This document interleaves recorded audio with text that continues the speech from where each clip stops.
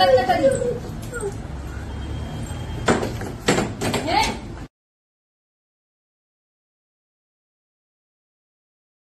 Screen में आपने इस बच्चे को देखा। एक्चुअली ये बच्चा रेबीज वायरस से इन्फेक्टेड है एंड जब डॉक्टर ने इसका केस हिस्ट्री लिया तो पता चला कि उस बच्चे को उसी के पालतू कुत्ते ने काटा था कुछ समय पहले। तो जनरली कुछ हुआ नहीं था, नॉर्मली तो बच्चा हिलक हो चुका था। बट कुछ दिनों के बाद क्या हुआ कि पता चला कि उसी के स्ट्रीट डॉग ने उससे काटा। तो घर वालों ने इतना सीरियस नहीं लिया, लोकल ट्रीटमेंट कराया, तो एक्चुअली वहीं से प्रॉब्लम अकर हो गई। तो कुछ मतलब कि 2 या 3 दिन के बाद उसे ये सिम्टम्स आने दिख गए थे। पानी नहीं पी पा रहा था, सलाइवा ज़्यादा निकल रही थी, हेलुसिनेशन हो रहा था, फीवर हेडेक वगैरह हो रहा था। तो हॉस्पिटल ऑपरेट किया गया तो पता चला कि इसे रेबीज है।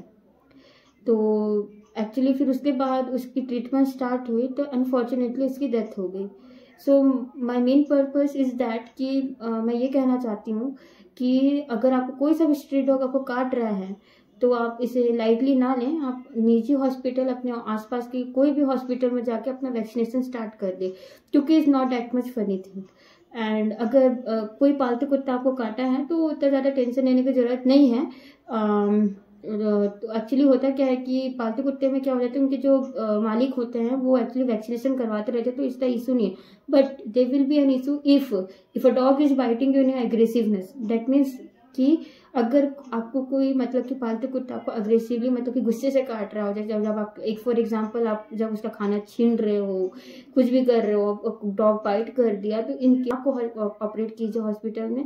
प्लस अगर बाई चांस क्या हो जाता है, खेलते खेलते जो कुत्ते होते हैं जो 1-2 दांत गड़ा रहते हैं उसमें कोई इशू नहीं, नॉर्मल है।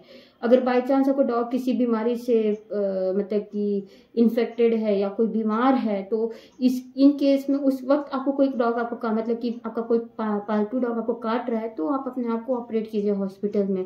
सो मतलब कि नॉर्मल पोस्ट प्रेंडियल आपका वैक्सीनेशन स्टार्ट कर दिया जाएगा। 6 डोज का रहता है, जो 6th डोज जो रहता है आपको मतलब कि मेन इंपॉर्टेंट बूस्टर डोज रहता है।